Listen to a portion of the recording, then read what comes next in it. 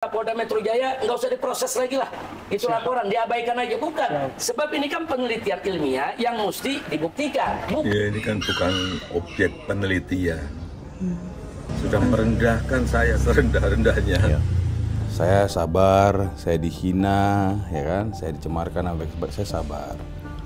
Namun saat ini tentu manusia ada sabarnya kan. Jadi saya ingatkan Pak Joko Widodo, ya jangan dibatalkan atau dicabut, ya kita tanding di sidang kan gitu. Itu udah hal biasa itu. Asal jangan dicabut. Ya nanti dibuktikan lewat proses hukum. Saya kira saya nggak bakal gentar kalau cuma menghadapi penjara itu. Ijazah Universitas Gadjah Mada yang asli ya, yang kita pernah dapat yang asli itu ukurannya A3 gede. Nah, maka itu kita berharap Bareskrim Mabes Polri betul-betul fokus serius. Kan sudah menghina saya sehina-hinanya. Ya. Kalau memang ijazahnya asli, bawa, buktikan itu ijazah di pengadilan. Ijazahnya bawa sendiri, gitu, datang pakai mobil rakyat, mobil yang belum bayar pajak. Yang belum bayar pajak. Terus pajaknya dibayar besok pagi. Nah, katanya milik rental. Wajarlah kemudian kalau Pak Jokowi benar-benar geram guys, dengan suara yang parau, badan yang bergemetar. Orang ini sudah cukup lelah terhadap hinaan, fitnah dan juga cacian, serta aktivitas yang merendahkan beliau yang dilakukan oleh Roy Suryo, Tiva, Rismond, TPUA, serta mereka-mereka yang sampai dengan saat ini terjebak dengan fitnahan terkait ijazah Pak Jokowi yang palsu. Sungguh ini memalukan, sungguh ini merusak citra, bahkan ini adalah sebuah tindakan yang sangat mengucilkan pribadi seseorang. Maka wajar kalau kemudian akhirnya Pak Jokowi mengambil sikap yang tegas. Meski demikian, Pak Jokowi sudah terlalu lama bersabar, menahan diri, dan kadang-kadang memaklumi. Bahkan ia menganggap bahwa semua ini adalah bagian sesuatu yang bersifat demokratis. Negara yang demokrasi seperti Indonesia pasti memberikan ruang kepada siapapun untuk memberikan kritik. Ketika Pak Jokowi menjabat sebagai seorang presiden, dia pun tidak lantas kemudian menggunakan kapasitasnya sebagai penguasa, sebagai orang nomor satu untuk kemudian melaporkan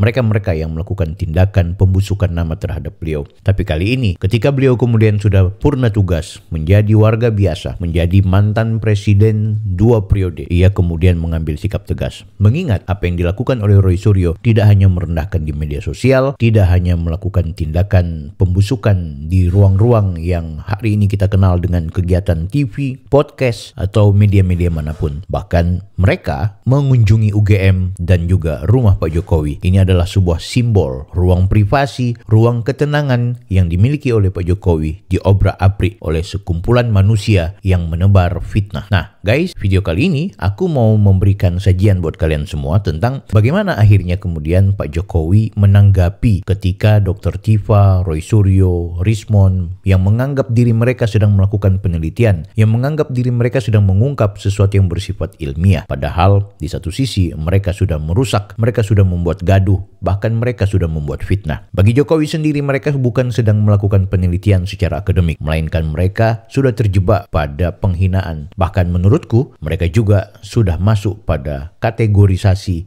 gerakan politik yang kemudian mendiskreditkan lawan politik mereka. Video kali ini kita akan lihat bagaimana Roy Suryo, Dr. Tiva ini berada dalam satu podcast bersama, kemudian melakukan pembicaraan dan pembusukan terhadap personal seorang Joko Widodo. Langsung saja guys. Ijazah kalau ditekuk, kalau ditekuk mungkin bisa, tapi ijazah nggak bisa dikecilin.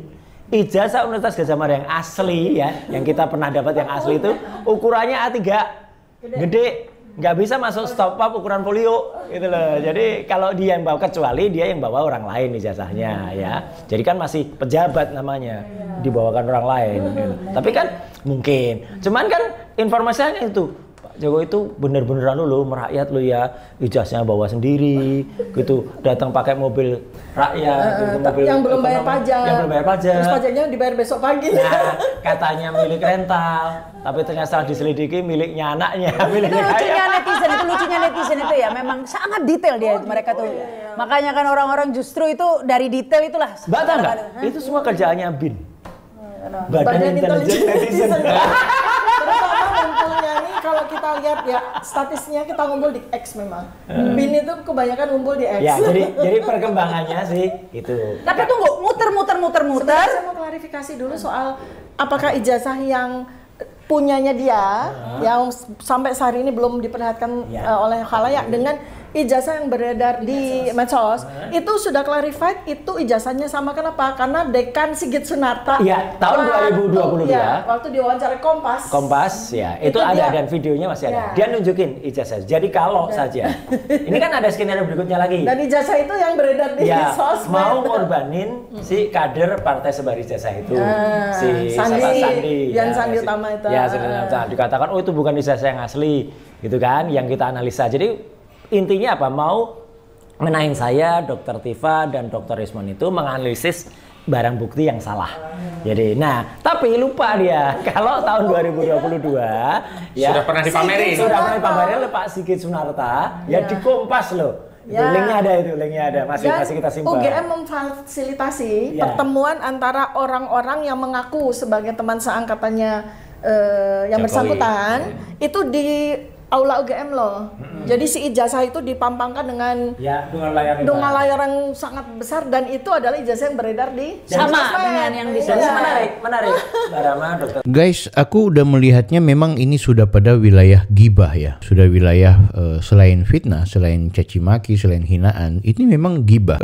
Dan aku nggak tahu, kadang-kadang Dr. Tifa itu kalau dalam setiap postingan-postingannya selalu membawa nama-nama Tuhan, berdoa atas nama Tuhan, menunjukkan seolah-olah perempuan suci, perempuan soleha. Padahal apa yang dia lakukan hari ini adalah dia sedang melakukan gibahan. Dia sedang merendahkan pribadi seseorang yang notabene-nya orang itu juga merupakan ciptaan Tuhan yang sama. Ini sungguh memalukan. Jadi potret-potret orang-orang yang mengaku sebagai akademisi, sebagai ahli yang seperti ini, yang rendahan. Kenapa? Karena yang mereka lakukan hanyalah gibah. Mereka lakukan adalah sebuah pembicaraan di ruang publik untuk kemudian merendahkan pribadi orang lain. Dalam hal ini adalah Pak Joko Widodo. Sentimen seperti ini menurutku juga harus kita hentikan. Jangan kemudian mendidik bangsa kita ini menjadi bangsa yang selalu menghina orang, yang selalu mendiskreditkan orang, selalu melecehkan orang, bahkan merendah-rendahkan orang. Apapun, meski sebenar apapun yang kita perjuangkan, kita tetap mampu menganalisa bahwa apakah kemudian apa yang kita lakukan hari ini akan berefek pada sesuatu yang positif. Beda halnya kalau kemudian kita dengan terlihat jelas bahwa ada pemimpin zolim, ada pemimpin yang betul-betul jahat, pemimpin yang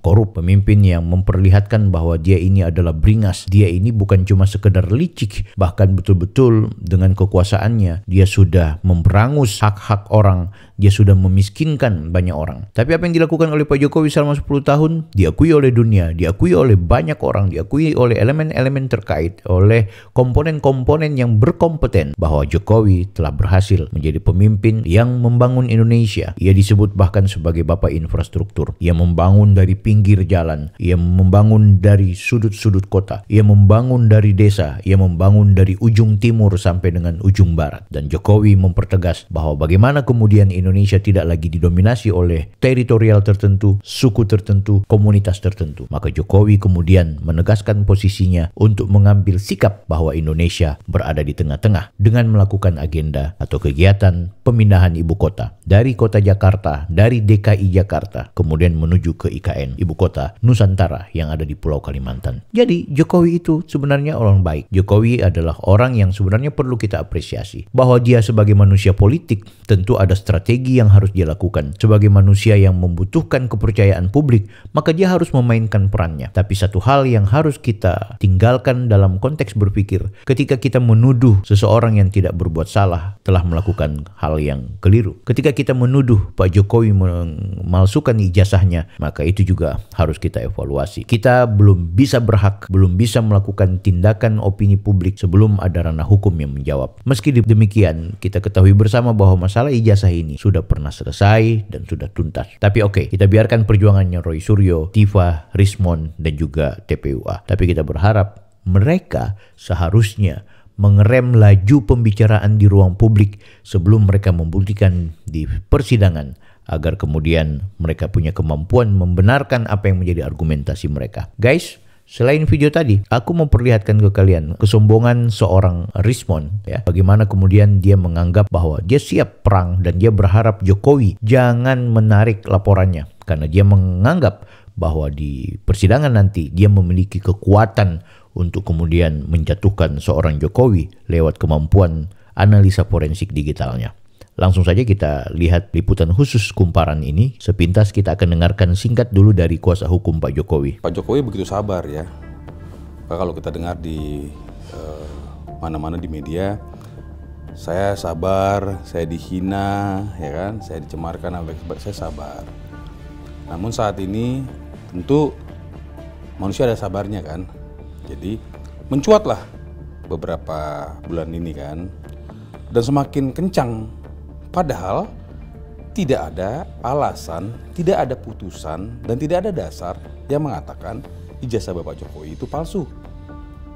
Malah sebaliknya, banyak pihak-pihak yang berwenang seperti UGM, KPU, gitu ya, baik rektorat UGM, baik dekanat, baik wakil rektor kemarin terakhir, baik teman-teman, ya, baik tadi KPU daerah, KPU pusat yang sudah memverifikasi, mungkin juga partai politik yang mengusung Bapak. Kelima terlapor yang vokal menyuarakan tudingan ijazah palsu berasal dari beragam latar belakang, mulai dari mantan pejabat negara, akademisi hingga tokoh publik. Di antaranya diduga ada nama-nama seperti Rismond Sianipar, Roy Suryo, dan Dr. Tifa.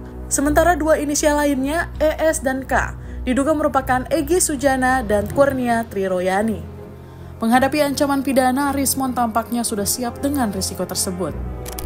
Saya pikir itu sudah resiko yang sudah dikalkulasi. Tapi saya ingatkan Pak Joko Widodo, ya jangan dibatalkan atau dicabut, ya kita tanding di sidang kan gitu. Itu udah hal biasa itu. Asal jangan dicabut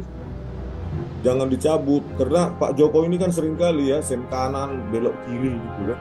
Pura-pura dilaporkan ternyata ini minta damai. Ada isu-isu seperti itu. Iya. Kan begini ya. Kalau tidak ada orang yang menggugat ini, terus mau didiamkan, kan? Mau didiamkan, terus mau kita anggap benar lembar pengesahan skripsi seperti itu. Kita biarkan UGM bebas untuk memanipulasi dokumen.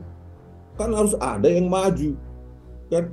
Harus ada yang maju dan harus ada yang siap untuk dihukum, kan? Kan gitu, dikriminalisasi lah atau apa gitu loh. Kita lihat aja. Saya kira saya nggak bakal gentar kalau cuma menghadapi penjara itu. Yang penting saya nggak nyolong, Mas. Saya nggak nyolong, saya nggak ya.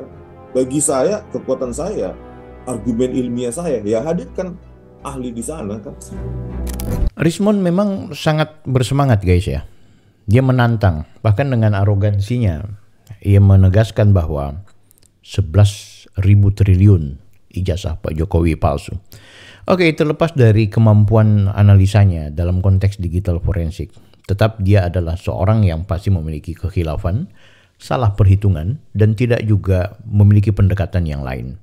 Dia lupa bahwa dalam konteks menentukan seseorang itu pernah kuliah, lulus kuliah, mengikuti proses skripsi, mengikuti proses KKN, semua juga harus dipahami secara historis, dipahami secara sosiologis, dipahami secara antropologis.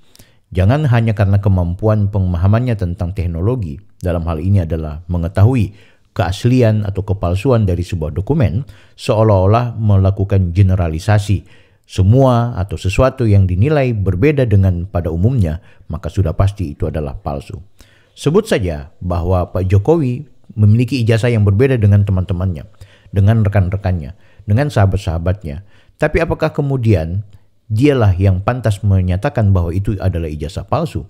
Sebutlah Jokowi memiliki lembar pengesahan yang berbeda di skripsinya dengan teman-teman seangkatan atau sebagiannya.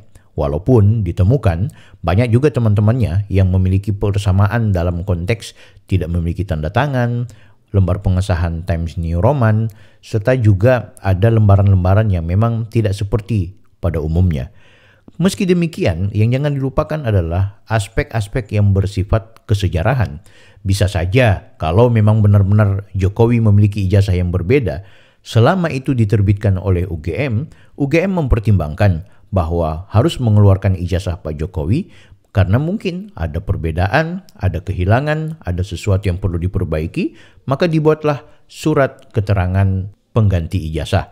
Kalaupun tidak demikian, maka dibuatlah ijazah yang kemudian berkaitan dengan salinan atau menyerupai miripnya ijazah yang ada pada umumnya. Tapi itu bisa dibuktikan kalau kemudian dari pihak Jokowi, pihak UGM itu memperlihatkan di persidangan atau memperlihatkan di proses peradilan. Sehingga itu ada klarifikasi di sana, ada jawaban di sana. Atau jangan-jangan Rismond meneliti dokumen yang sebenarnya bukan milik Pak Jokowi. Atau dokumen yang memang sudah dipalsukan sejak awal. Dokumen yang bukan yang dimaksud dengan ijazah asli Pak Jokowi itu sendiri. Kita tidak pernah tahu. Semua harus diungkap. Meski kemudian dengan percaya dirinya Rismond menilai bahwa segala sesuatu sudah dimanipulasi. Tidak hanya oleh Jokowi. Bahkan ia menganggap ada campur tangan UGM di sini secara masif, secara terstruktur, sehingga apapun yang diklarifikasi oleh UGM, apapun yang diklarifikasi oleh Jokowi, itu tetap bagi Rismond Jokowi memiliki ijazah palsu. Kita menunggu apa yang kemudian akan dibahas nanti di fakta persidangan. Apakah di persidangan nanti pembahasannya soal ijazah palsu, atau jangan-jangan pembahasannya adalah pendiskreditan, penghinaan, pelecehan, pencemaran nama baik yang dilakukan oleh kelompok Rismond CS sehingga membuat Jokowi melaporkan mereka. Nah guys, kali ini kembali kita akan menonton atau menyaksikan satu video yang menurutku ini penting juga akhirnya kita ketahui bersama bahwa mengapa seorang Joko Widodo kemudian harus melaporkan mereka. Langsung saja kita lihat dari Solo Times. Pak Jokowi. Wah.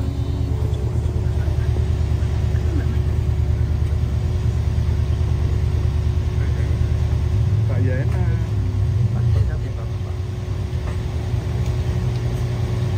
Miriana. Sehat Pak. Pak Jokowi. Welcome back to Solo Pak. Selamat datang di kota Solo Pak. Oleh-olehnya dari Vatikan apa Pak? Pak kemarin di Vatikan ketemu sama cucu. Bentar ya. Iya Pak. Iya Pak. 5 menit. Iya. Kita tunggu. Oleh-olehnya ada di tempatnya. Lah kami oleh Vatikan langsung. Pak terkait tanggapan Ijazah. Ijazah itu kan dinilai mengkriminalisasi Peneliti Pak. peneliti. Pelaporan Bapak dinilai. Apa Pak tanggapannya? Ya ini kan bukan objek penelitian. Kan sudah menghina saya sehina-hinanya. Sudah menuduh ijazah itu ijazah palsu. Sudah merendahkan saya serendah-rendahnya. Ya nanti dibuktikan lewat proses hukum. Nanti akan kita lihat di proses di pengadilan seperti apa. Artinya kalau untuk pelaporan itu bisa untuk peringatan ke pihak lain gitu nggak Pak yang sama? Nanti akan menjadi pembelajaran kita semuanya. Dan menurut saya hari ini dalam tantangan global yang sangat berat, yang diperlukan negara kita adalah sekarang ini kompak, saling berangkulan, menjaga persatuan kesatuan, terutama elit-elit dan seluruh masyarakat, agar tantangan berat yang dihadapi semua negara yang kita hadapi itu bisa kita selesaikan. Bukan hal yang mudah sekarang ini. Harus semuanya berangkulan, bersatu menghadapi tantangan global yang tidak mudah. Ya, saya rasa itu.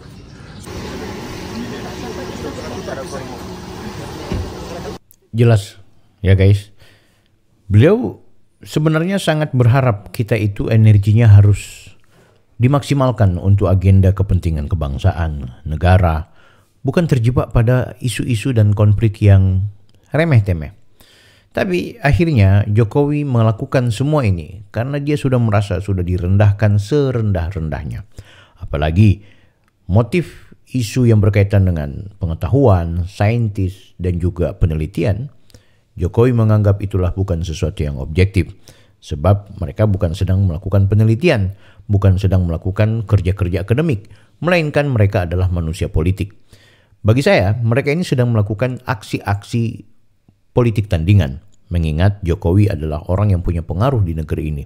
Setiap hari Pak Jokowi dikunjungi oleh masyarakat, setiap hari rumahnya tiada henti. Anda bayangkan dia baru pulang dari Jakarta tadi. Di depan rumahnya begitu banyak masyarakat yang kepingin bertemu, walaupun hanya sekedar bersalaman, menyapa, dan juga foto bersama. Guys, inilah yang membuat para pembenci Jokowi semakin hari semakin kesulitan untuk mencari cara menjatuhkannya. Maka isu Jokowi yang memiliki ijazah palsu itu terus dihembuskan. Mereka sudah kalah berkaitan dengan korupsi.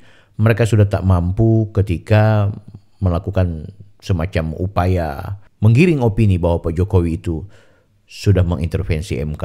Mereka tidak punya daya untuk kemudian membuat Jokowi berpisah dengan Prabowo.